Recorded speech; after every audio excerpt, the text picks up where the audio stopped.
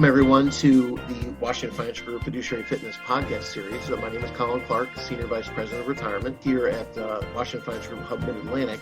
And we're back again with Jennifer Amato, who's a CPA, and she's a director at SC&H. And we just wanted to continue talking about audits and how, as a plan sponsor, you can be fully prepared and you're making sure that you're looking at everything going on right now. And so our next topic today is we wanted to talk about how plans are responding to the CARES Act. I know that, Jennifer, we talk a lot about the CARES Act in every meeting we have with our clients. What are the things that you're seeing, and how are people responding to the CARES Act changes? Sure. So I think it's really across the board. I think there's a lot of different, philosophies on it, and whether or not some of these things are necessary. Obviously, some of the provisions are mandatory, some are optional. The optional ones, like the coronavirus distributions, the additional distributions that they can take out of the plan if they're obviously a qualified individual. We've seen some plans adopt everything. We've seen some plans adopt pieces of it. And then we've seen some plans only do what was required. And their thought process was that they knew their workforce. So if they, at least as a company plan sponsor, had not been that adversely affected by COVID-19 from a standpoint of layoffs, furloughs, things like that, some of those people haven't been implementing any of the optional provisions. Obviously there's still a risk that someone's spouse, someone's significant other may have been affected by COVID-19, or maybe that person was affected because of a spouse or a significant other. So I think there's still reason for those plans to potentially think about amending, but overall, it's been probably in the middle. I would say most people are adopting just because there's they've kind of felt there's no harm in doing it, and it was a goodwill gesture to their employees in case it was needed, because obviously we're not out of this yet.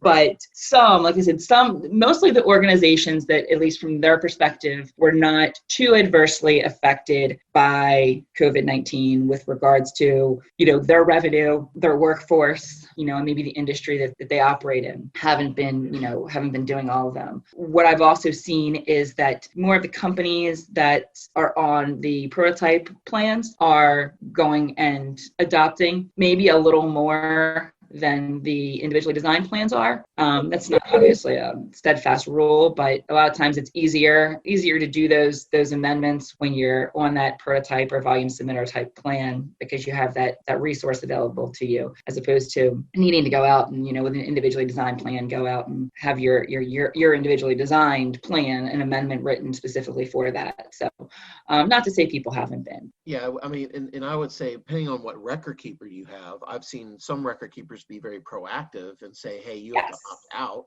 And I've seen record keepers that say you have to opt in, and then there's in between. I mean, how do you feel about that? Yeah, I would say that's probably the case. If I think without calling out certain record keepers, I'm thinking about my plans. Some of the record keepers, we have definitely seen more of those plans amending than others. I think the other thing to realize that is, sometimes I think plan sponsors might not realize, even though it is written in the CARES Act, is that the most important thing to do is get the plan amended in practice. Just like with any new regulation, any new ruling that comes out, there is a grace period for when you have to have the plan formally amended by. So it's not like you have to, if you want to adopt this today, you have to make sure you have your signed amendment in place today. There is that grace period that is given, because again, the important part is that you are, if you want or need to amend this for your plan participants, that you're doing that piece, at least from a procedural perspective, in a timely manner, because obviously this is a lot of times a situation of time is of the essence. These people have been currently affected and they need that money right now. Well, no, that's a great point. And I think with a lot of our clients, we've seen more and more clients take a wait and see approach, because you're correct. Mm-hmm. People have been affected in different ways by the pandemic. And so these things are available, but why go through the whole exercise of amending the plan? Because some of these provisions are, we don't necessarily agree with all of them, because while it gives people access, we call that leakage in the business. We don't want people tapping into their retirement. People have needs and people are affected in different ways. We Sure. think of this as maybe a last resort. So we see more and more clients taking a wait and see approach, because you're right, you don't have to adopt these things immediately. So there's been a grace period given, right? Yes. Yeah. And I think to your point, Colin, on that, it's the company knowing their employee base, right? The company knowing, because there's some of our clients that actually amended their plan and have seen no real activity. But to your point, if you know that there could be leakage out of the plan, and maybe too much leakage out of the plan, and maybe non-warranted leakage out of the plan, that is a risk. That does make sense with, some of your clients doing more of that wait and see approach. I mean, I guess the good thing with these provisions is, it is only if you are a qualified individual. With that perspective, you could, to your point, have people saying that they're a qualified individual under the definition in the code, and maybe they aren't. Correct. And it is definitely like a trust factor there. And people, there's not, you don't have to provide any proof. So fortunately, there's no fiduciary liability from that standpoint under the CARES Act. Mm-hmm. Right. So, hey, Jen, this is a great discussion. Thank you so much for being a part of Yeah. it. So, Jen, thanks again. And we'll talk to you. Thank you, Colin. Yeah, we'll talk to you again. All right. Bye-bye. That's going to do it for this week's show. Thanks for listening. If you enjoy our show, we'd love for you to subscribe on iTunes or wherever you access your podcasts. The opinions voiced in this program are for general information only and are not intended to provide specific advice or recommendations for any individual.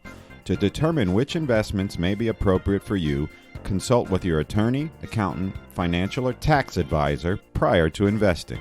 Securities offered through LPL Financial, member FINRA, and SIPC. Investment advice offered through Global Retirement Partners, LLC, a registered investment advisor. Global Retirement Partners, Washington Financial Group, a division of Hub International Mid-Atlantic, and Hub International are not affiliated with LPL Financial. Global Retirement Partners, LPL Financial, Washington Financial Group, and Hub International are not affiliated in any way with the services offered by any guest on this show.